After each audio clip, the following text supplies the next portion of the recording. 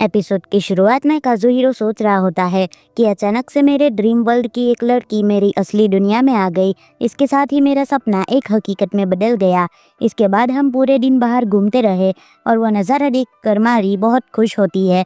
वो कहती है कि अगर किसी दुनिया में कोई मॉन्स्टर ना हो तो वो जगह बहुत खूबसूरत लगती है। काजुहिरो के मन में भी ये आता है कि अगर मारी को ध्यान से देखा जाए तो वाकई में वो काफ़ी खूबसूरत है। तभी मारी पूछती है, काजुहिरो क्या होगा अगर मैं अपनी दुनिया में वापस ना जा पाऊँ? इस पर काजुहिरो मुस्कुराकर कहता है, तो फिर हम दोनों यहीं पर साथ रहेंगे। हम जापान के हर कोने में घूमेंगे और बहुत मस्ती करेंगे। यहाँ पर बहुत सारे हॉट स्प्रिंग्स है और तुम्हें अलग अलग खाने का एक्सपीरियंस भी मिलेगा।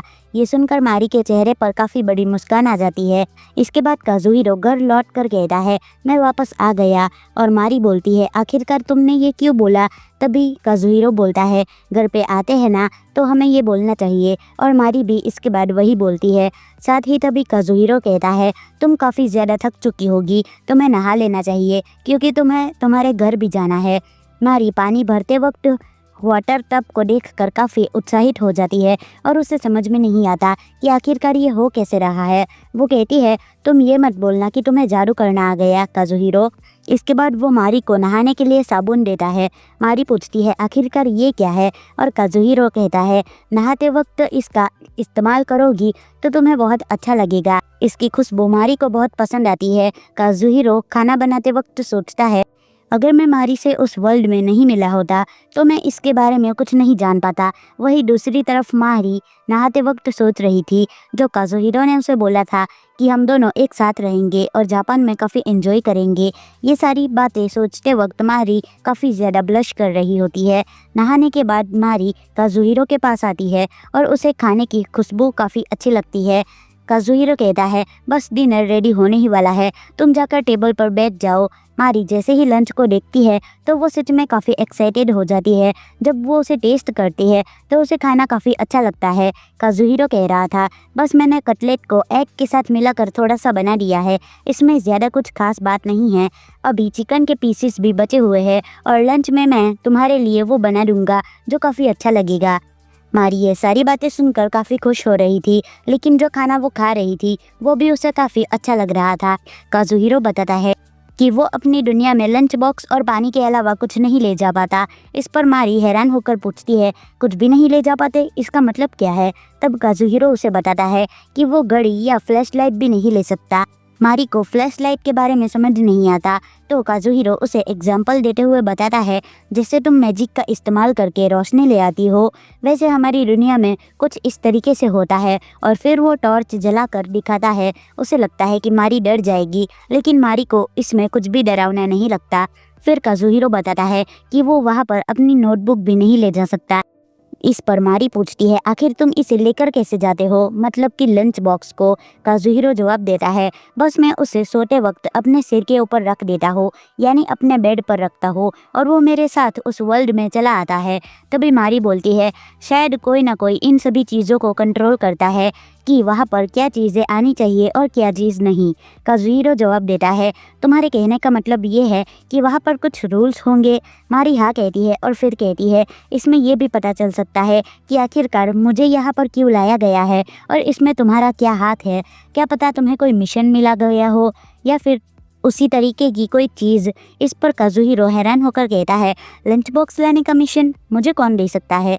तब मारी कहती है, तुम लंच बॉक्स को एक बार भूल जाओ। और इसके बाद वे दोनों इस पर और भी डीप बातें करने लगते हैं, लेकिन उनका कोई निष्कर्ष नहीं निकलता। वे फिर उस टॉपिक को रद्द कर देते हैं। काजुहिरो कहता है, सबसे पहला काम तो मेरा ये है कि तुम्हें सबसे पहले सेफली तुम्हारे वर्ल्ड में पहुँचाया जाए। और जब तुम इस वर्ल्ड में आ रही थी तब तुम्हारे दिमाग में कुछ चल रहा था क्या? मारी बताती है कि मैं इतना खेली हूँ यहाँ पर कि यहाँ पर मैं सब कुछ भूल चुकी हूँ। इसके बारे में काजुहिरो कहता है, जब हम उस वर्ल्ड में वापस आएंगे तो हम उसी जगह पर पहुँच जाएंगे जहाँ हम पहले थे, मतलब उसी ड्रैगन के पास। इसके बाद वो दोनों प्लानिंग करने लगते हैं कि वे वहाँ कैसे जाएंगे। मारी कहती है अगर किसी ड्रैगन को किसी ह्यूमन के बारे में पता चले तो वो बिल्कुल उसे नहीं छोड़ेगा। काजुहिरो सोचता है फिर तो ये काफ़ी बुरा होने वाला है क्योंकि हम उसी ड्रैगन के पास फंस जाएंगे। जैसे ही हम उस वर्ल्ड में जाएंगे ड्रैगन हमें मार डालेगा, फिर हम इस वर्ल्ड में आ जाएंगे और जैसे ही सोएंगे फिर हम उस वर्ल्ड में चले जाएंगे और ड्रैगन हमें फिर से मार देगा। क्या हम किसी तरीके से उस ड्रैगन से छुटकारा नहीं पा सकते? मारी बताने लगती है कि उस ड्रैगन की सांसों में काफ़ी ज़्यादा मैजिक होता है और उसे लड़ाई में हराना बिल्कुल इम्पॉसिबल हो जाएगा। इस पर काजुहिरो कहता है मैं इन सब चीज़ों के बारे में नहीं जानना चाहता, मैं तो बस ड्रैगन के बारे में थोड़ा इन्फॉर्मेशन कलेक्ट करना चाहता हूँ। इसके बाद दोनों ड्रैगन के बारे में और बातें करने लगते हैं, लेकिन वो बातें काफ़ी ज़्यादा बोरिंग होती है इसलिए काजुहिरो हमें नहीं बताता। फिर काफ़ी ज़्यादा बात करने के बाद दोनों रात में सोने चले जाते हैं। मारी फिर से बेड को देखती है जहाँ उसे काफ़ी एक्साइटेड फील होता है क्योंकि उसे वह बहुत अच्छा लगता है। तभी वो कहती है हमने हथियार तो रेडी कर लिए हैं, अब हम उस दुनिया में जाने की कोशिश करते हैं। काजुहिरो को मारी के पास सोने में शर्म आ रही होती है लेकिन वो काफ़ी हिम्मत करके उसके बगल में लेट जाता है। फिर मारी कहती है क्या अब हमें एक दूसरे के ज़्यादा करीब आना होगा? काजुहिरो जवाब देता है हाँ तुम सही कह रही हो। दोनों को थोड़ा झिझक हो रही थी लेकिन आखिरकार दोनों एक दूसरे के पास आते हैं और वही सो जाते हैं। फिर कुछ समय बाद वो दोनों ड्रीम वर्ल्ड में पहुंच जाते हैं। वो बात कर ही रहे होते हैं कि तभी ड्रैगन उन पर हमला कर देता है। काजुहिरो मारी को अपने पीछे रहने के लिए कहता है और फिर खुद का परिचय देता है। वो कहता है मैं तो बस यहाँ ड्रैगन के शो को देखने के लिए आया था और इसीलिए मारी को भी यहाँ लेकर आया था, हमें आपको कोई नुकसान पहुँचाने का कोई इरादा नहीं है। इसके बाद मारी को पुराने समय की बात याद आ जाती है जब काजुहिरो कहता है कि शायद ये ड्रैगन अपने पूर्व प्रेमी की रक्षा कर रही है, साथ ही वे इसे एहसास दिलाना चाहते हैं कि वे इसके बारे में बुरा नहीं सोच रहे और उसका कोई गलत इरादा भी नहीं रखते हैं। फिर काजुहिरो ड्रैगन के सामने एक ड्रिंक की बोतल रखता है और कहता है मुझे पता है कि ये आपके लिए बहुत कम हो सकता है जितना हमने गलती की, पर फिर भी इसे हम माफ़ी के तौर पर आपके लिए लेकर आए हैं। इस प्रस्ताव के लिए उनकी पहले से योजना बनी थी। जैसे ही वो बोतल का ढक्कन खोलते हैं ड्रैगन इनके करीब आती है और कहती है सच में तुम लोग काफ़ी दिलचस्प हो और ये ड्रैगन एक फीमेल ड्रैगन है। ड्रैगन बताती है एक तो तुम्हें ड्रैगन की भाषा आती है, ऊपर से तुम्हें ये भी पता है कि मुझे क्या पसंद है, और सबसे मज़ेदार बात तो ये है कि तुम बिना किसी चोट के वापस जाग भी गए और मैंने कल तुम्हारी हालत काफ़ी ज़्यादा ख़राब कर दी थी और तुम कैसे ठीक हो गए। अगर तुम मुझे इसका रहस्य बता दो तो शायद मैं तुम्हें छोड़ दूँ। काजुहिरो फिर बोलता है ठीक है तो फिर मैं तुम्हें सब बता दूंगा, और वो मारी को बताता है कि फाइनली ड्रैगन हमें यहाँ से जाने देगा। ये सुनकर मारी बहुत खुश होती है और अचानक वहाँ रोशनी भी आ जाती है। फिर ड्रैगन को पता चलता है कि काजुहिरो दूसरी दुनिया से आया है सपने के ज़रिए, और साथ ही मारी भी उस दुनिया में गई थी। वो कहती है तुमने बोला था कि तुम्हें मेरे अंडे देखने हैं। इसके बाद ड्रैगन उन्हें अपने अंडे दिखाती है। मारी बहुत एक्साइटेड हो जाती है क्योंकि वो जगह काफ़ी गर्म थी और आप जानते हैं कि बच्चों के हैचिंग के लिए गर्म जगह की ही ज़रूरत होती है। फिर ड्रैगन काजुहिरो से कहती है मुझे तुम्हारे पास से एक अजीब सी स्मेल आ रही है। काजुहिरो को समझ में नहीं आता तो वो अपना टिफ़िन बॉक्स निकालता है और कहता है शायद इसमें से वो स्मेल आ रही होगी। फिर ड्रैगन बताती है मुझे इस तरीके से बात करने में परेशानी होती है और मैं वो ड्रिंक भी ढंग से नहीं पी पाऊंगी। इसके बाद ड्रैगन मैजिकल स्पेल कास्ट करने लगती है और मारी बहुत एक्साइटेड हो जाती है। वो कहती है मैं पहली बार किसी ड्रैगन को मैजिकल स्पेल कास्ट करते हुए देख रही हूँ और इंसान की तुलना में ड्रैगन के स्पेल्स बहुत ज़्यादा पावरफुल होते हैं। तभी अचानक से ड्रैगन एक लड़की में बदल जाती है और मारी इस बदलाव को देखकर और भी हैरान हो जाती है। वो सोचती है कि वो जो लेजेंड स्टोरी है वो सच है। और फिर ड्रैगन बताती है काफ़ी टाइम बाद मैं इस शरीर में आई हूँ। फिर ड्रैगन पूछती है तुम्हें क्या मैं इस रूप में अजीब लग रही हूँ? काजुहिरो जवाब देता है नहीं तुम बहुत खूबसूरत लग रही हो। इसके बाद ड्रैगन कहती है जो तुम्हारे हाथ में खाना है और जो बोतल है वो मुझे दे दो। काजुहिरो घबराते हुए बोलता है मेरा खाना उतना अच्छा भी नहीं बना है। लेकिन ड्रैगन गुस्से में चिल्लाती है चुपचाप वो मुझे दे दो, मुझे खाना नहीं चाहिए, बस मैं उसे टेस्ट करना चाहती हूँ। फिर ड्रैगन कहती है अगर तुम मुझे अपना खाना दोगे तो मैं अपना तराजू तुम्हें दे दूँगी। इसके बाद उस तराजू की मदद से वो बहुत पावरफुल स्पेल कास्ट कर सकता है, यानी तुम्हारा मैजिक बढ़ जाएगा। काजुहिरो सोचता है अगर तुम्हें कोई समस्या नहीं है तो ठीक है, तुम ले सकती हो। और मारी को तो अब कुछ भी समझ में नहीं आ रहा था, वो बस चुपचाप खड़ी थी। और वो खाना ड्रैगन को इतना पसंद आता है कि वो उतनी तेजी से खाना खा जाती है और खाने का टुकड़ा भी उसके गले में अटक जाता है। काजुहिरो उसे ड्रिंक देता है और जैसे ही वो ड्रिंक पीती है उसे बहुत अच्छा लगता है।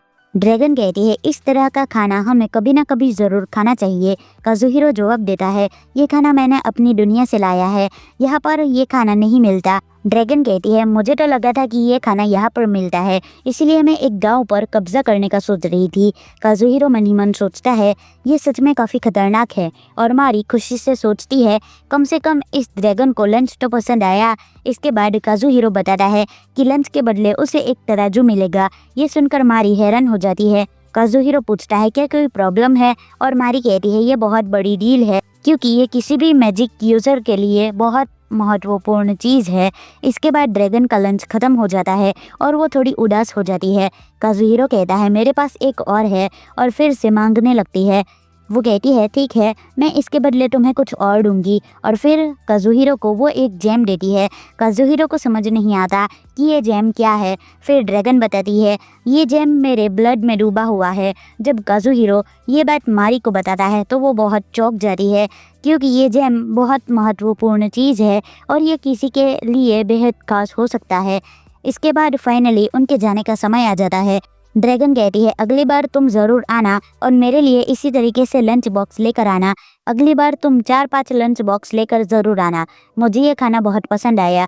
जब वो लोग जाने लगते हैं तो काजुहिरो तो खुशी से भरा हुआ होता है, लेकिन मारी बहुत उदास और भ्रमित महसूस कर रही थी।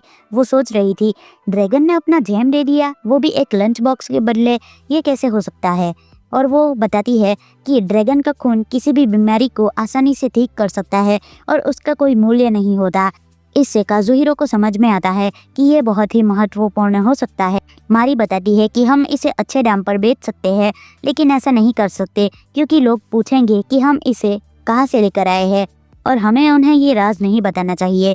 फिर काजुहिरो पूछता है कि इस प्लेस की सभ्यता का अंत कैसे हुआ, और मारी उसे बताती है कि बहुत समय पहले लोग ड्रैगन के अंडों के बारे में जान गए थे और उसे छीनने के लिए यहाँ पर आए थे। ड्रैगन को इस बात का पता चला और उसने उन सभी को मारने की कोशिश की। डर के मारे लोग यहाँ से भाग गए और इस कारण ये पूरी जगह सुनसान हो गई। यदि ये कहानी सच है तो ये वाकई डरावनी है। फिर मारी कहती है कि जब हम यहाँ से वापस जाए तो हमें सोचना होगा कि इन सब का क्या करना है, और काजुहिरो से कहती है कि तब तक उन्हें सुरक्षित रखना होगा। मारी खुश होती है कि उन्होंने एक रहस्यमय ड्रैगन का सामना किया और जिंदा वापस आ गए। फिर वो लोग बाहर निकलते हैं और काजुहिरो को थोड़ा उदासी होती है कि अब मारी उनके साथ नहीं घूमने वाली, लेकिन मारी कहती है कि अब वो सोने के लिए तैयार है और उसके साथ जाएगी। फिर वो काजुहिरो से कहती है क्या तुम मुझे जापानीज सिखाओगे। ये सुनकर काजुहिरो बहुत खुश हो जाता है। और इसी के साथ ये एपिसोड यहीं पर ख़त्म होता है। तो आपको ये एपिसोड कैसा लगा मुझे कमेंट में ज़रूर बताना। मिलते हैं नेक्स्ट वीडियो में। बाय।